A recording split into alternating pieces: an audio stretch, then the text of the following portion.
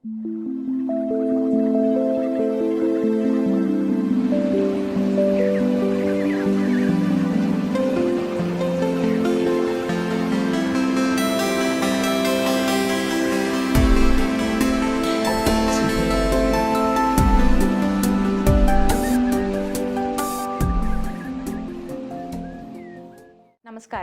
ನಾನು ಸಮನ್ವಿತಾ ರಾವ್ ಅಂತ, ಇಲ್ಲೇ ಮೈಸೂರವಳು.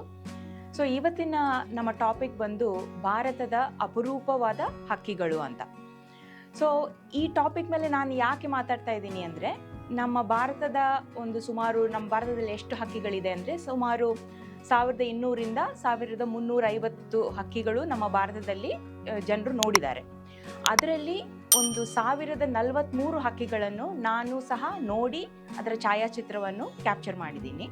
ಸೊ ಈ ನನ್ನ ಜರ್ನಿಯಲ್ಲಿ ನಾನು ತುಂಬ ಭಾರತದ ಬೇರೆ ಬೇರೆ ಮೂಲೆಗಳಿಗೆ ಸುತ್ತಿ ಅಲ್ಲಿ ಕೆಲವು ಹಕ್ಕಿಗಳನ್ನು ಹುಡುಕಕ್ಕೆ ಪ್ರಯತ್ನಿಸಿ, ಕೆಲವು ಸಿಕ್ಕಿವೆ, ಕೆಲವು ಸಿಕ್ಕಿಲ್ಲ.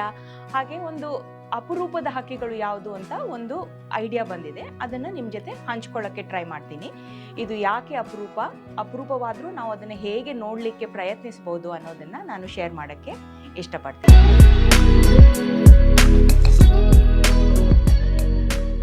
ಈ ನನ್ನ ಜರ್ನಿ ಎಲ್ಲಿ ಸ್ಟಾರ್ಟ್ ಆಯಿತು ಅಂದರೆ, ನಾನು ಮೊದಲು ಸ್ವಲ್ಪ ವೈಲ್ಡ್ ಲೈಫ್ ಕಾನ್ಸರ್ವೇಷನಲ್ಲಿ ವಾಲಂಟಿಯರಿಂಗ್ ಎಲ್ಲ ಶುರು ಮಾಡಿಕೊಂಡೆ 2017ರಲ್ಲಿ.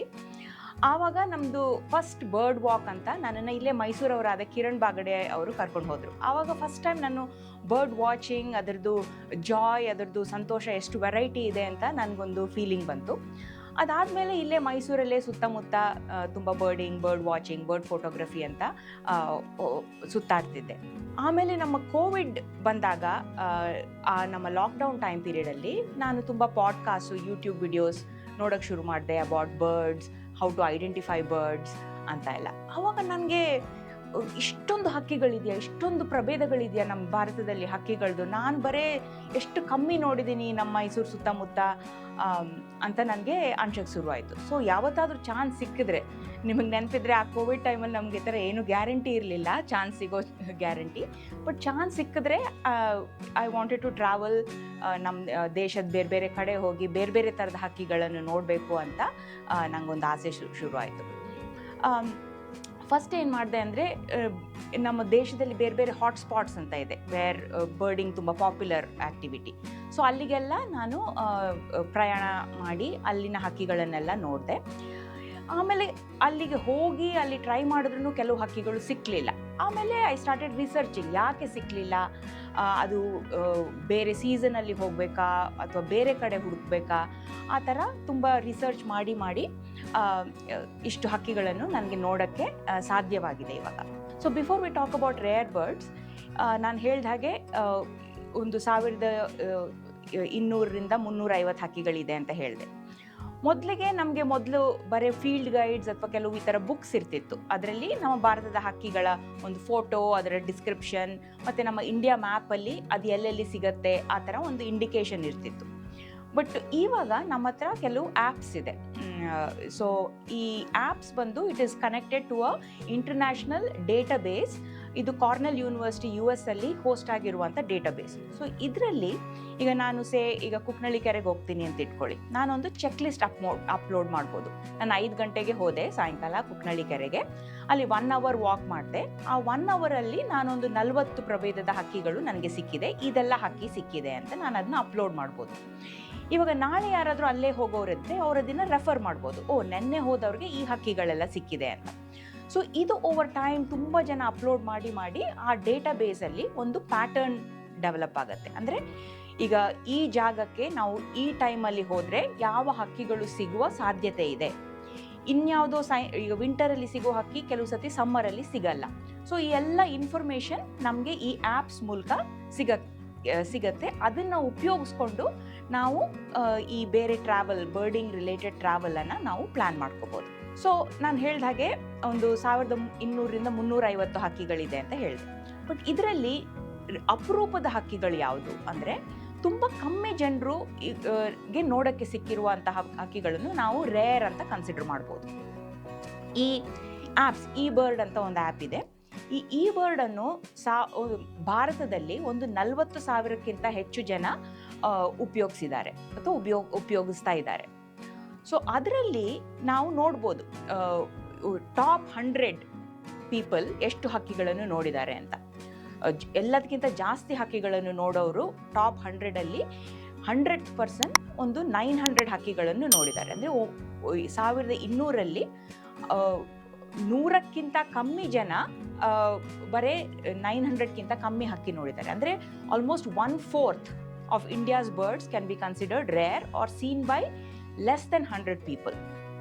ಇನ್ನು ನಾವು 1350 ಅಂತ ಕನ್ಸಿಡರ್ ಮಾಡಿದ್ರು ಆಲ್ಮೋಸ್ಟ್ 1/3 ಹಕ್ಕಿಗಳು ತುಂಬ rare, seen by very few people ಅಂತ ನಾವು ಕನ್ಸಿಡರ್ ಮಾಡ್ಬೋದು.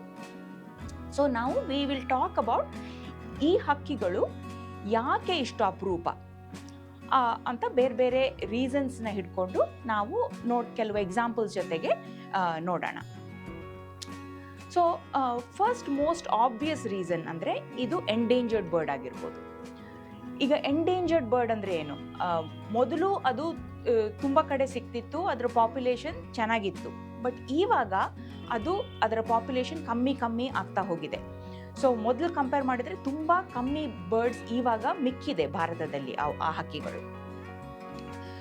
ಸೊ ಇವಾಗ first example, most common example that everybody probably knows is the great Indian bustard. ಇದು ಒಂದು ನೆಲದಲ್ಲಿ ಜಾಸ್ತಿ ಓಡಾಡುವಂಥ ಹಕ್ಕಿ, ತುಂಬ ದೊಡ್ಡ ಹಕ್ಕಿ, ಆಲ್ಮೋಸ್ಟ್ 4 ಅಡಿ ಎತ್ತರದ ಹಕ್ಕಿ ಇದು. At one time, it was a candidate for National Bird of India. Today, National Bird of India is our peacock ಬಂದು ನಮ್ಮದು ನ್ಯಾಷನಲ್ ಬರ್ಡ್. ಒಂದು ಟೈಮಲ್ಲಿ ಎಷ್ಟು ಇತ್ತು ಈ ಹಕ್ಕಿ ಅಂದರೆ ಅದನ್ನು ನ್ಯಾಷನಲ್ ಬರ್ಡ್ ಮಾಡೋಣ ಅಂತ ಇದ್ದರು. ಎಲ್ಲ ಗ್ರಾಸ್ ಲ್ಯಾಂಡ್ಸ್ ಅಂದರೆ ನಮ್ಮ ಬಯಲುಗಾವಲು ಎಲ್ಲೆಲ್ಲಿ ಇತ್ತು ಈ ಹಕ್ಕಿಗಳು ಅಲ್ಲೆಲ್ಲ ಓಡಾಡಿಕೊಂಡು ಇದ್ವು. ಬಟ್ ಈಗ ಅವರ ಪಾಪ್ಯುಲೇಷನ್ ಎಷ್ಟು ಕಮ್ಮಿ ಆಗಿದೆ ಅಂದರೆ 100ಕ್ಕಿಂತ ಕಡಿಮೆ ಹಕ್ಕಿಗಳು ಉಳಿದಿವೆ ಇವಾಗ ನಮ್ಮ ಭಾರತದಲ್ಲಿ. ಈ ಹಕ್ಕಿಗಳು ಇವಾಗ ನಮಗೆ ಜಾಸ್ತಿ ನೋಡೋಕ್ಕೆ ಸಿಗುವ ಚಾನ್ಸ್ ಇರೋದು ಅಂದರೆ ನಮಗೆ desert national park which is in ರಾಜಸ್ಥಾನಲ್ಲಿ ಜೈಸಲ್ಮೇರ್ ಹತ್ರ ಇರುವಂಥ ಕಡೆ ಮಾತ್ರ ಸಿಗೋಕ್ಕೆ ಚಾನ್ಸ್ ಇದೆ. ಇದು ಅಲ್ಲಿ ಯಾಕೆ ಸಿಗೋಕ್ಕೆ ಚಾನ್ಸ್ ಇದೆ ಅಂದರೆ ಅಲ್ಲಿ ಸ್ವಲ್ಪ ಅವರು ಕಾನ್ಸರ್ವೇಷನ್ ಎಫರ್ಟ್ಸ್ ಮಾಡಿದ್ದಾರೆ. ಒಂದು ದೊಡ್ಡ ಜಾಗವನ್ನು ಅವರು ಫೆನ್ಸ್ ಆಫ್ ಮಾಡಿ ಈ ಹಕ್ಕಿಗೆ ಅಂತ ಬಿಟ್ಕೊಟ್ಟಿದ್ದಾರೆ. But at the end of the day ಇದೊಂದು ಹಕ್ಕಿ, ಸೊ ಅಲ್ಲಿ ಫೆನ್ಸ್ಡ್ ಆಫ್ ಏರಿಯಾದಲ್ಲೇ ಇರುತ್ತೆ ಅಂತಲ್ಲ, ಸೊ ಅದು ಹೊರಗಡೆ ಹಾರ್ಕೊಂಡು ಹೋಗುವ ಚಾನ್ಸಸ್ ಕೂಡ ಇರುತ್ತೆ. ಈ ಏರಿಯಾದಲ್ಲಿ ತುಂಬ power plants, power projects, solar electric projects ಇದೆಲ್ಲ ತುಂಬ ಜಾಸ್ತಿ ಇದೆ. ಯಾಕಂದರೆ ನಾವು ಬಯಲುಗಾವಲು ಅಂದರೆ ಅದೊಂದು ವೇಸ್ಟ್ ಲ್ಯಾಂಡ್ ಅಂತ ನಮ್ಮದೊಂದು ಅನಿಸಿಕೆ. ಅದರಿಂದ ಈ ಪವರ್ ಪ್ರಾಜೆಕ್ಟ್ಸಿಂದ ತುಂಬ ವೈರ್ಸ್ ಇದೆ, ಪವರ್ ಲೈನ್ಸ್ಗಳು ತುಂಬ ಜಾಸ್ತಿ ಇದೆ ಈ ಏರಿಯಾದಲ್ಲಿ. ಈ ಹಕ್ಕಿ ದೊಡ್ಡ ಹಕ್ಕಿ ಮತ್ತು ಅತಿ ಭಾರವಾದ ಹಾರುವ ಹಕ್ಕಿ ಆಗಿರೋದ್ರಿಂದ ಇದು ತುಂಬ ಎತ್ತರದಲ್ಲಿ ಹಾರೋದಿಲ್ಲ. ಇದು ಸ್ವಲ್ಪ ಲೋ ಫ್ಲೈಯಿಂಗ್ ಬರ್ಡ್ ಆಗಿರೋದ್ರಿಂದ ಇದು ಆ ಪವರ್ ಲೈನ್ಸ್ ಅದು ಹಾರುವಾಗ ಈ ಪವರ್ ಲೈನ್ಸ್ ಕಾಣದೆ ಪವರ್ ಲೈನಿಗೆ ತಾಗಿ ಅದು ಪಡುವ ಇನ್ಸಿಡೆಂಟ್ಸ್ ತುಂಬ ಜಾಸ್ತಿ ಇದೆ. ಸೊ ಅದರಿಂದ 2 ರೀಸನ್ಸ್ ಅದರ ಎಕ್ಸ್ಟಿಂಕ್ಷನ್ಗೆ. ಒಂದು ಬಂದು ನಮ್ಮ ಬಯಲುಗಾವಲನ್ನು ಕಮ್ಮಿ ಆಗ್ತಾ ಇದೆ, ಅದರ ಎಂಕ್ರೋಚ್ಮೆಂಟ್ ತುಂಬ ಜಾಸ್ತಿ, ಅಲ್ಲಿ ನಾವು ತುಂಬ ಇಂಡಸ್ಟ್ರಿಯಲ್ ಎಸ್ಟೇಟ್ ಅಂಥದ್ದೆಲ್ಲ ಜಾಸ್ತಿ ಬರುತ್ತೆ. ಇನ್ನೊಂದು ಈ ಪವರ್ ಲೈನ್ಸಿಗೆ ತಾಗಿ ಅದು ಮೃತಪಡುವ ಚಾನ್ಸಸ್ ಕೂಡ ಜಾಸ್ತಿ ಇರುತ್ತೆ. ಮತ್ತು ಮೂರನೇದಂದರೆ ಬಿಲೀವ್ ಇಟ್ ಆರ್ ನಾಟ್, ಇನ್ನೂ ತುಂಬ ಹಂಟಿಂಗ್ ನಡೆಯುತ್ತೆ ನಮ್ಮ ಇಂಡಿಯಾದಲ್ಲಿ ಹಕ್ಕಿಗಳದೆಲ್ಲ. So that is another pressure on the bird. But ನಾನು ಹೇಳಿದ ಹಾಗೆ ಇದು ಕ್ರಿಟಿಕಲಿ ಎಂಡೇಂಜರ್ಡ್ ಬರ್ಡ್ ಆದ್ರೂ ಇದು ನಮಗೆ ಡೆಸರ್ಟ್ ನ್ಯಾಷನಲ್ ಪಾರ್ಕಿಗೆ ಹೋದರೆ ಅಲ್ಲಿ ನಮಗೆ ನೋಡುವ ಚಾನ್ಸಸ್ ಇನ್ನೂ ಇದೆ. ಸೊ ನಾವು ಆದಷ್ಟು ಬೇಗ ಅಲ್ಲಿ ಹೋಗಿ ಇದನ್ನು ನೋಡಿ ಆನಂದಿಸುವ ಪ್ರಯತ್ನವನ್ನು ಮಾಡಬೇಕು.